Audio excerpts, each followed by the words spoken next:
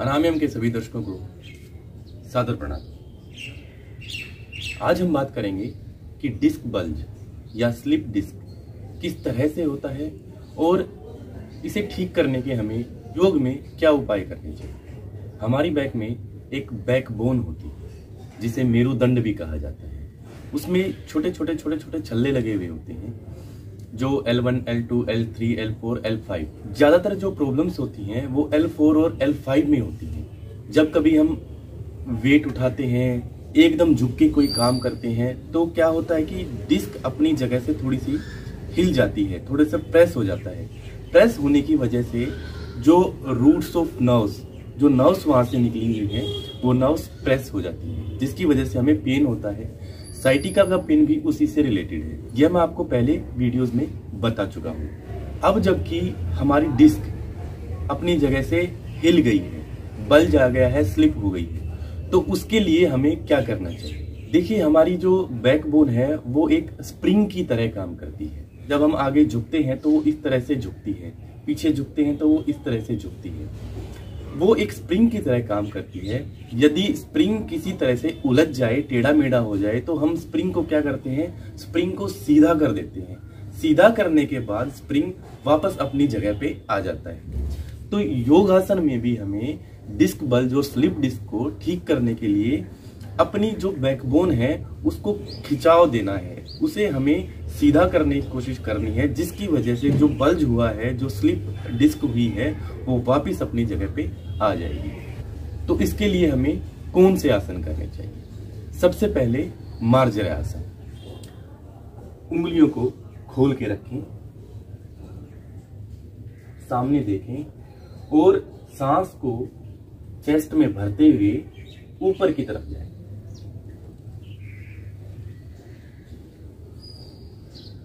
और पूरा खिंचाव बैकबोन पे महसूस करें। फिर सांस को छोड़ते हुए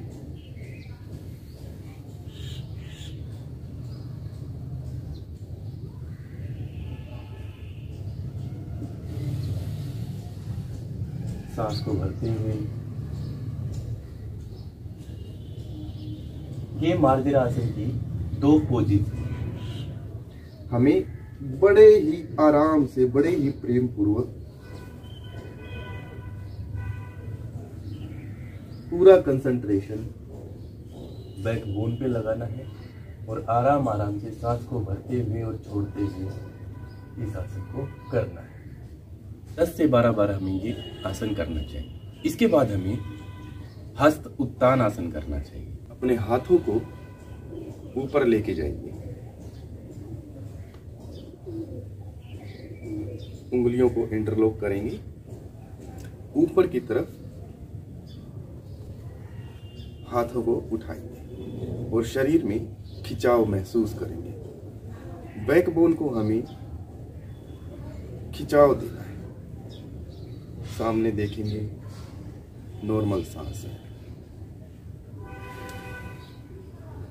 सांस छोड़ते हुए नीचे आ जाएंगे। अगला आसन है त्रियक ताड़ासन। हस्तोत्तान आसन में आएंगे और पैरों को हल्का सा खोलते हुए सांस को भरेंगे और लेफ्ट साइड में झुक जाएंगे।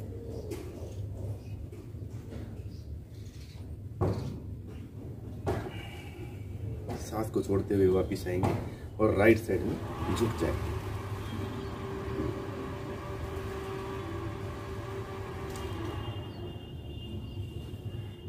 इस प्रक्रिया को हमें 8 से 10 बार करना है। अगला आसन है अधोमुख श्वान आसन। इस तरह से हम पर्वतासन में आएंगे। देखिए, मैंने बताया कि हमें सिर्फ फोकस करना है बैकबोन को स्ट्रेट करने पे, उस पे खिंचाव देने पे।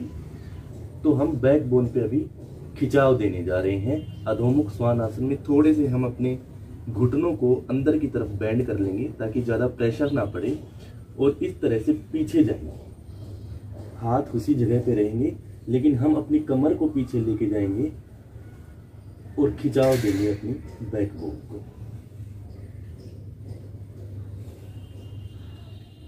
जितना आप खिंचाव दे सकते हैं। जो भी आसन करना है बहुत ही आराम से हमें करना है।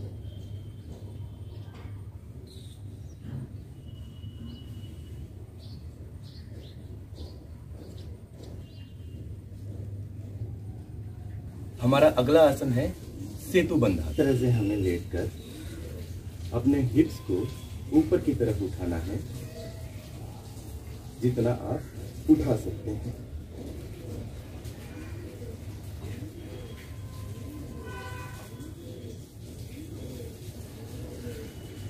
नॉर्मल श्वास। यदि आप होल्ड नहीं कर सकते हैं तो अपने हाथों को एक स्टैंड के रूप में भी यूज कर सकते हैं। और जितनी देर तक आप कंफर्ट रहें, आप इस पोज में रहें। हमारा अगला आसन है शलभ आसन। पेट के बल जमीन पर लेटते हुए हाथों को थाईज के नीचे रखिए। पहले एक पैर को उठाइए और होल्ड कीजिए। पैर में खिंचाव जरूरी है। घुटना मुड़ा हुआ नहीं होना चाहिए, घुटना सीधा। पंजे इस तरह से आराम से नीचे ले जाते हुए दूसरा पैर।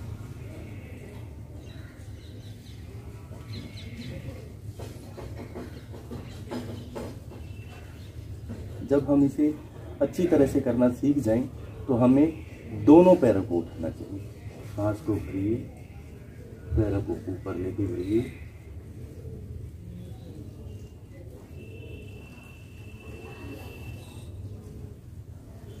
हमारा अगला आसन है उत्तान पाद आसन। इस तरह सीधे लेट जाइए, हाथ नीचे और अपने दोनों पैरों को ऊपर की तरफ उठाइए। होल्ड कीजिए। लगभग ये 45 डिग्री से 60 डिग्री तक आप रख सकते हैं और होल्ड करना है। जितनी देर तक आप कंफर्ट हो, पैर नीचे लेके जाइए। पंजे बाहर की तरफ इस तरह से स्ट्रेट निकले थे। सांस को भरिए और पैरों को धीरे धीरे ऊपर उठाइए और 45 टू 60 डिग्री के बीच में अपने पैरों को रखिए। नॉर्मल सांस लेते रहिए, डिस्कम्फर्ट होने पे नीचे। बाद हमारा अगला आसन है भुजंग आसन।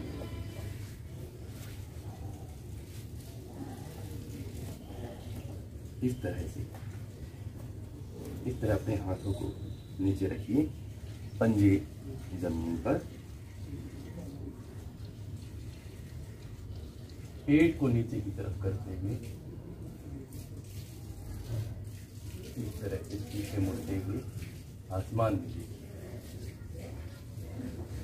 नॉर्मल सांस लेते हुए। ये आसन करते हुए ध्यान रखने योग्य बातें ये हैं कि हमें जो भी आसन करना है बहुत ही आराम से और प्रेम पूर्वक करना है। जहाँ भी हमें डिस्कम्फर्ट फील हो, हमें रुक जाना है।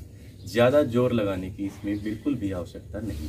बैठना, उठना और चलना, सीधा रहने की कोशिश करनी है।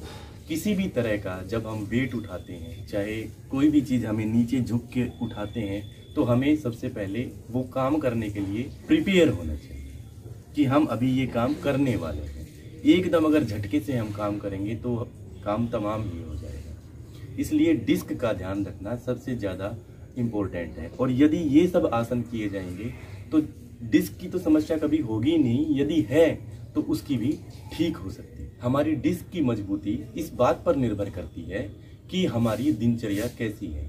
हम सुबह समय से उठते हैं, योग अभ्यास करते हैं, प्रॉपर तरीके से हम काम करते हैं, सीधा रहते हैं, सीधा चलते हैं, उठना बैठना, खाना पीना, इस चीज़ के ऊपर बहुत ही ज़्यादा डिपेंड करती है हमारी डिस्क की हेल्थ। अभी मौसम भी इस तरह का है जो योग अभ्यास और प्राणायाम के लिए बिल्कुल ही अनुकूल है, तो हमें इसका फ़ायदा उठाना चाहिए और अपने तन और मन को शांत और स्वस्थ रखना चाहिए। इसी आशा के साथ आपसे विदा लेता हूँ कि आप ये आसन करेंगे और अपने आप को स्वस्थ रखेंगे। आने वाली वीडियोज़ में आपसे फिर मुलाकात होगी।